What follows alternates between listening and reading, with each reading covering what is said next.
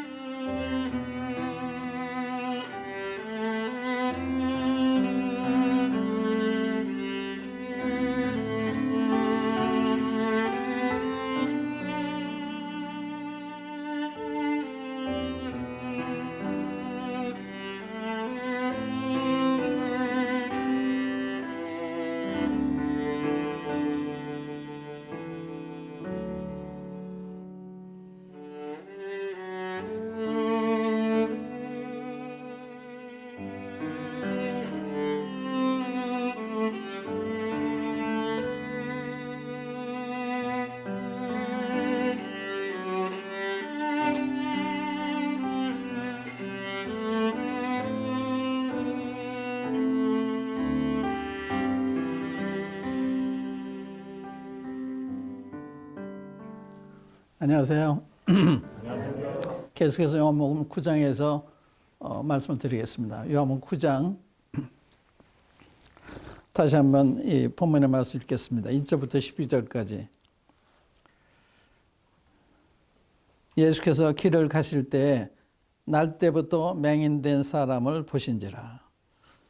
제자들이 물어 이르되 라비여, 이 사람이 맹인으로 난 것이 누구의 죄로 인함이니까, 자기니까, 그의 부모니까? 예수께서 대답하시되 이 사람이나 그 부모의 죄로 인한 것이 아니라 그에게서 하나님이 하시는 일을 나타내고자 하심이라. 때가 아직 낮음에 나를 보내신 이의 일을 우리가 하여야 하리라. 밤이 오리니 그때는 아무도 일할 수 없느니라. 내가 세상에 있는 동안에는 세상의 빛이로라. 이 말씀하시고 땅에 침을 뱉어 진흙을 이겨 그의 눈에 바르시고 이르시되 실로암 못에 가서 씻으라 하시니, 실로암은 번역하면 보냄을 받았다는 뜻이라. 예, 가서 씻고 밝은 눈으로 왔더라. 이웃 사람들과 전에 그가 거리는 것을 보았던 사람들이 이르되 이는 앉아서 구걸하던 자가 아니냐.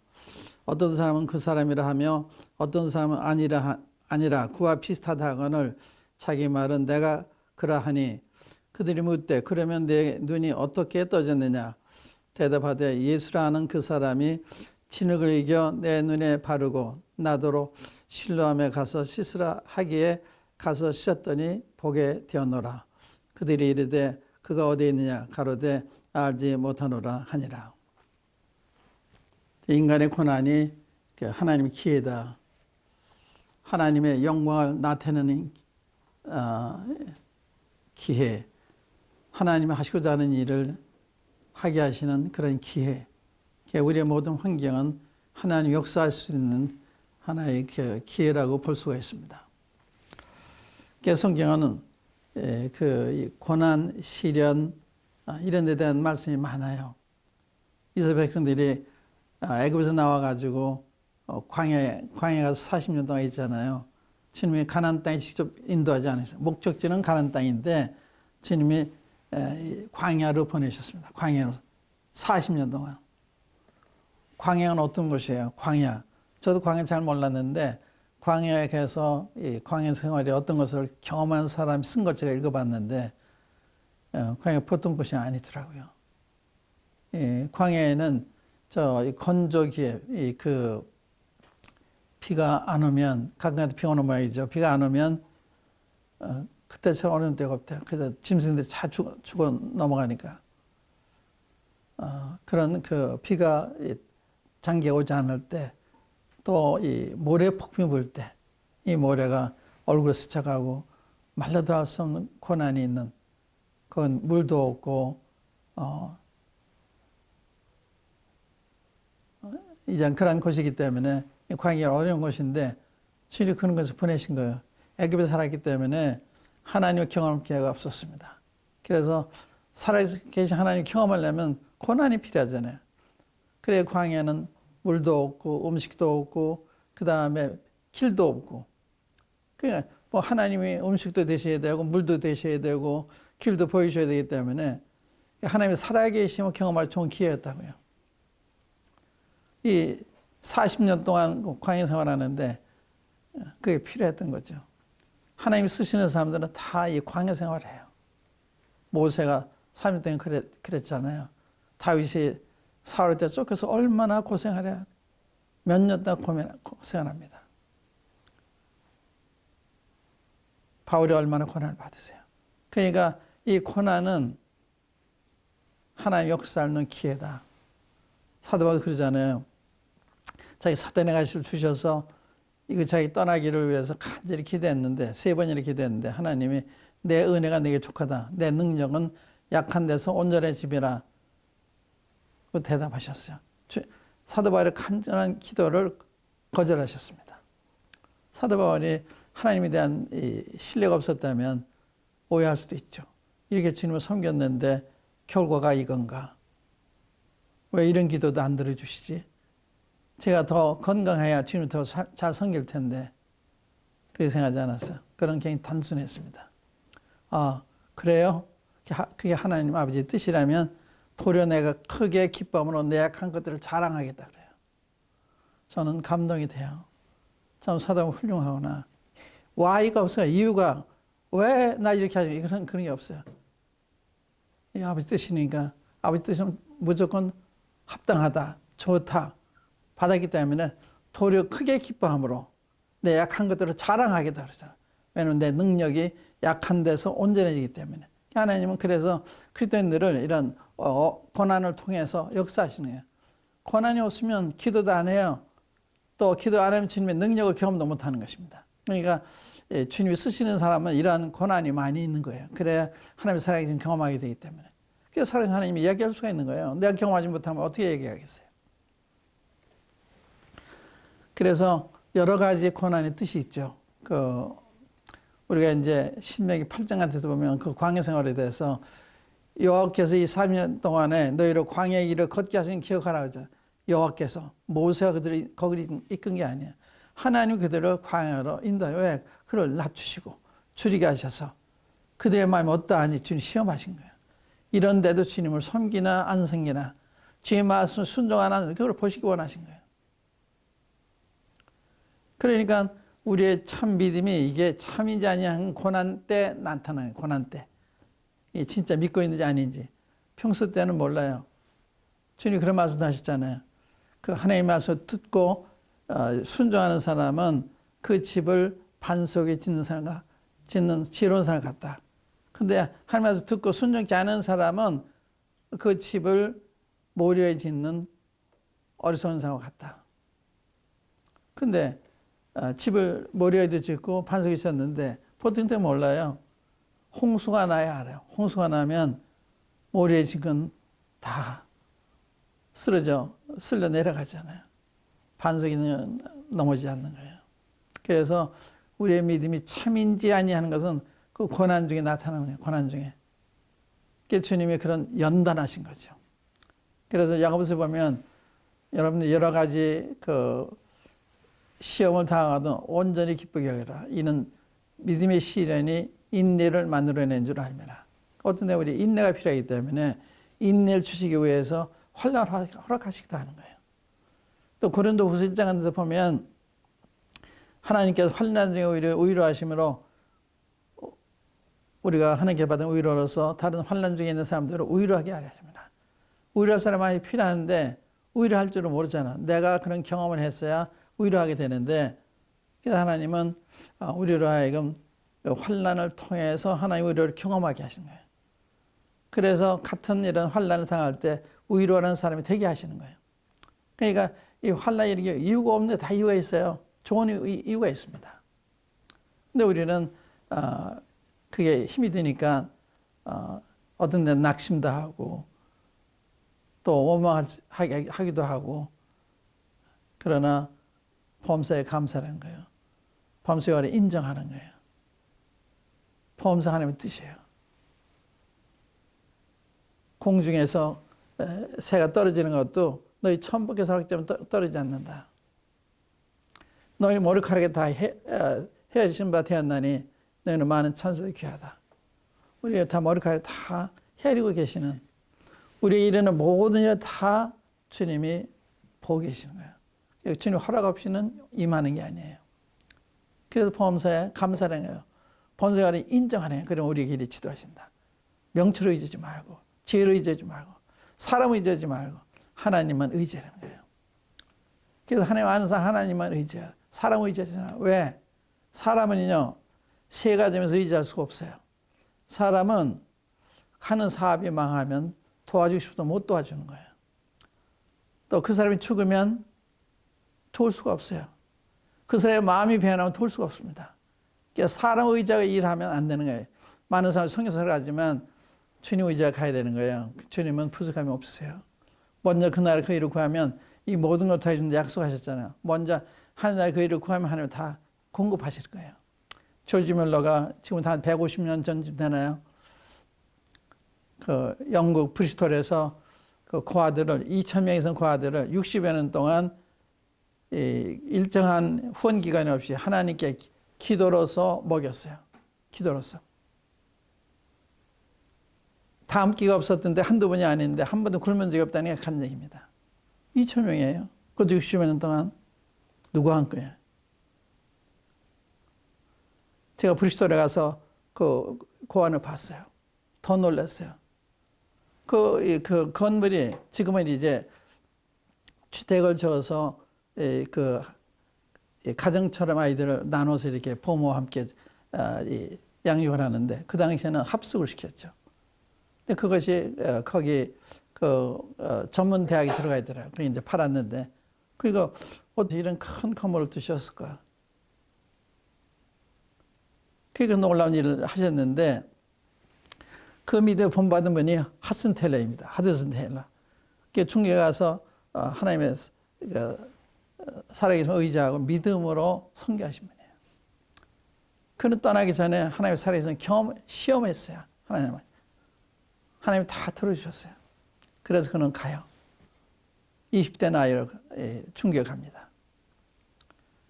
하나님 믿을 만한 분인데 이 우주를 만드신 분이 우리 하나 못 돌보시겠습니까?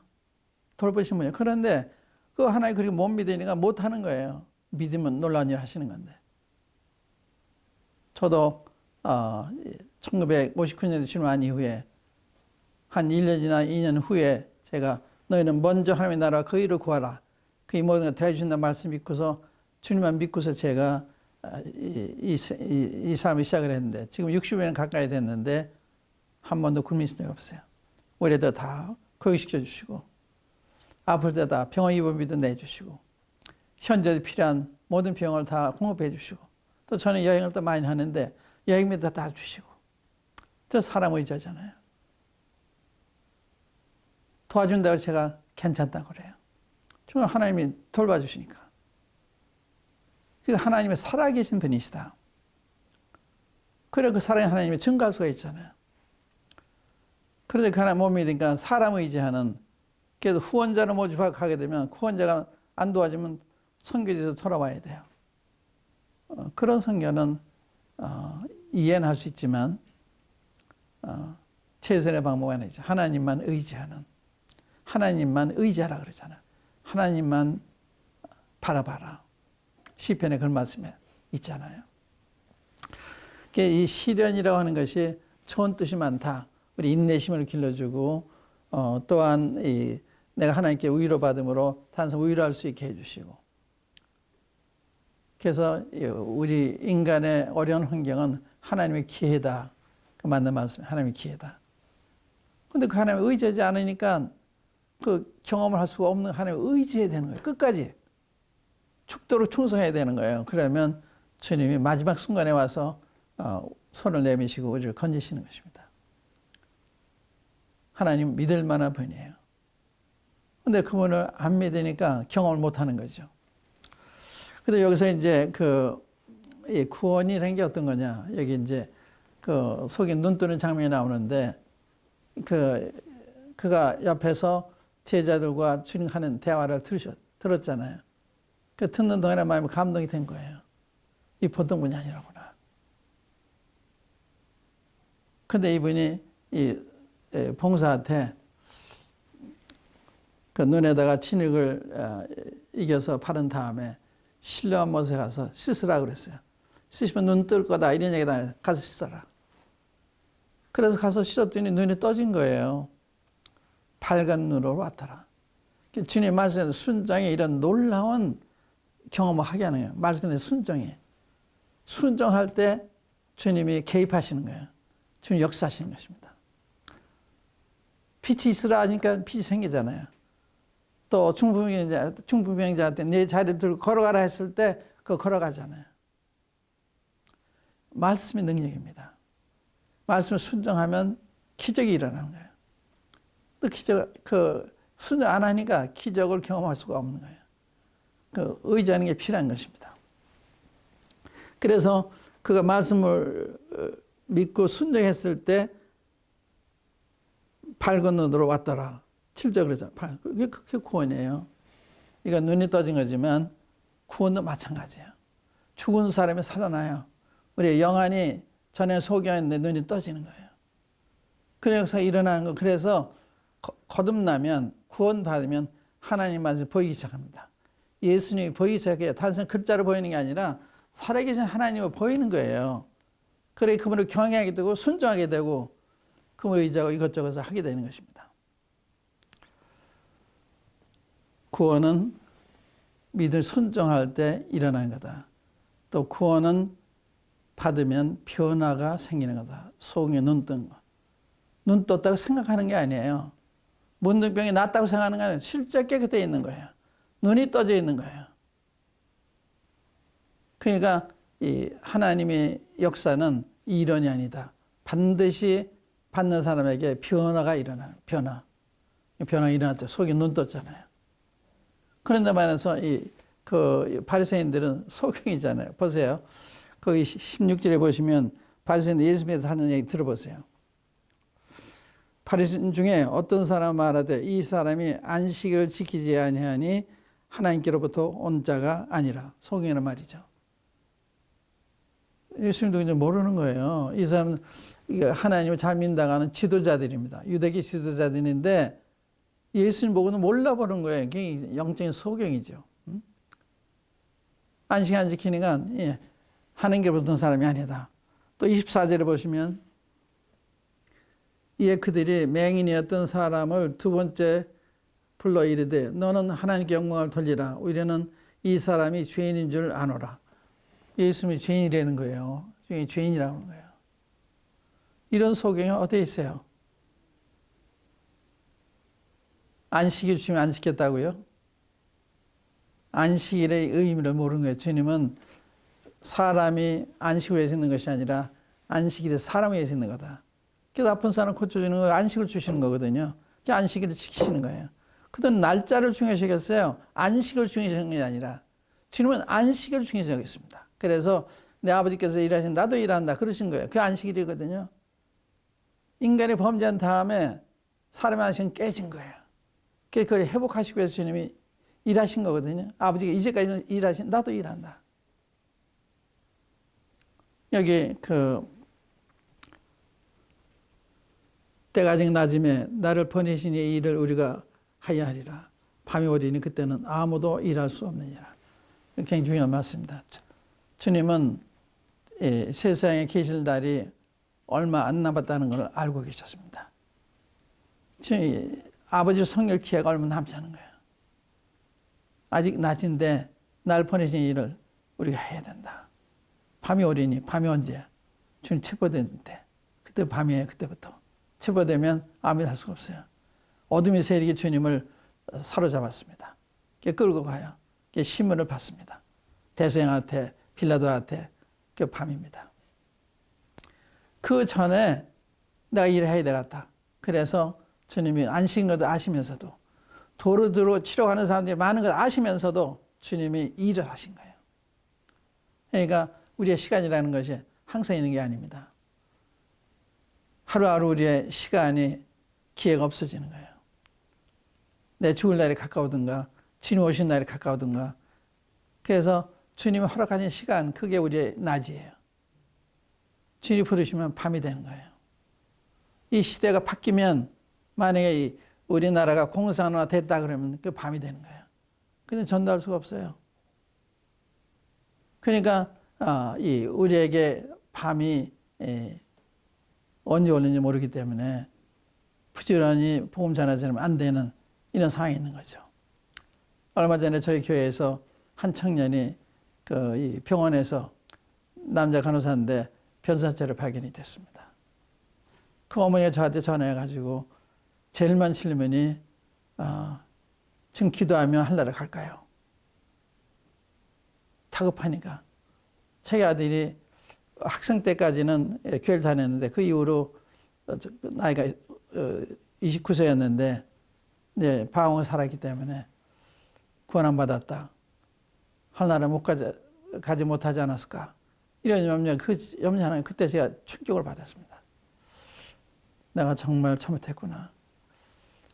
성도도 돌아보고 성도의 가정도 돌아보고 미지한 사람 믿도록 해야 되고 이래야 되는데 여기에 못됐다는 생각이 들고 뿐만 아니라 부모도 마찬가지고 주일학교 교사도 마찬가지고 학생의 교사도 마찬가지고 청년의 교사도 마찬가지고 모든 성도도 마찬가지예요. 우리가 다 책임이 있는 거예요.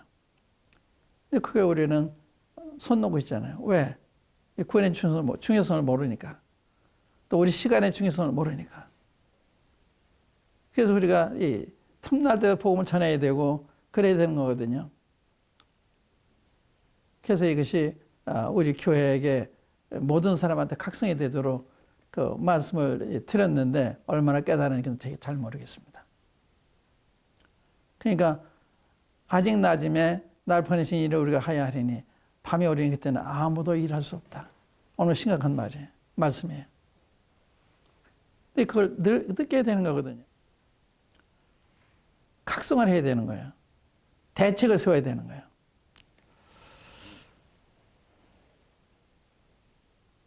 그래서 주님이 하라는 대로 했을 때 눈이 떠졌다. 이게 구원은 주님 말씀 믿고 순종할 때 그때 기적이 일어나는 거예요. 믿는다고 하는 것은 마음으로부터 믿는 또 성령의 감동을 통해서 믿는 이게 중요한 거예요. 머리로 믿는 거하고 성령의 감동을 통해서 믿는 게 달라요. 성령의 감동을 통해서 회개하고 믿을 때는 그게 진짜입니다. 근데 머리로만 깨닫고 믿는 건 진짜가 아니에요. 그렇기 때문에 변화가 없어요. 그런 삶에는. 변화되지 않은 분들이 많이 있어요.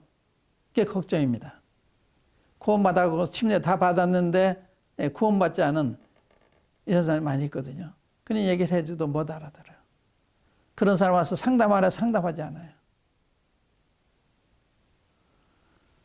구원은 이론이다. 가서 씻고 눈이 밝아졌잖아요. 사람이 변하는 것입니다. 문둥병자가 깨끗해지잖아요.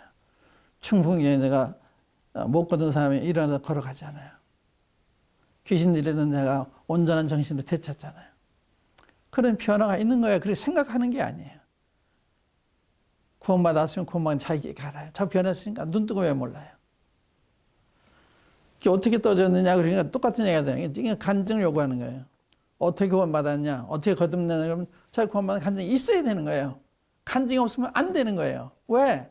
예수 만나는데 왜 몰라요? 알아야 되는 거죠. 여기 문제가 있어요. 그저 보고만 다 이해하면 구원받았다. 아닙니다. 우리가 마태복음 25장에 보면 10처녀의 비유가 나오는데 미란 5처녀는 등만 가지고 기름이 없었어요. 그래서 예배했던 자는 다 혼인잔치에 들어갔는데 그 다음에 문이 닫혔을 때 와서 문을 두드리면 열어달라고 그래요. 난 너희를 알지 못한다 그래요. 그 누구예요? 그 사람들은 주님의 재림을 믿고 기다리는 사람들인데 그들까지 못 들어간 거예요. 반은. 왜? 기름이 없었기 때문에. 기름은 성령님을 가리키는 거예요. 성령. 성령을 모시는 사람이 크리스찬이에요. 구원받은 사람. 성령이 내 안에 계시지 않으면 크리스찬이 아니에요. 성령이 계시면 사람이 변하는 것입니다. 변함이 없는 크리스찬은 아니에요. 반드시 변하는 것입니다. 성경에 주님에게 변하지 않은 사람이 다 변해요. 사도 바울이 대적하는 그렇게 변하잖아요. 변하지 않은 사람이 없어요. 주님 만나서 변하지 않은 사람은 다 변합니다. 육체의 병도 나았고 영혼의 병도 나고 다 낫는 거예요. 변화가 되는 것입니다. 어떻게 눈이 떠졌냐. 그러니까 신뢰하며 가서 씻으라기에 가서 씻었더니 보게 되었노라. 그러잖아요. 이런 거예요. 이런 간증이 있어야 되는 것입니다. 만약 여러분들이 간증이 없다면 여러분들이 구원을 제가 검토해 보시기 바랍니다. 여기까지입니다. 감사합니다.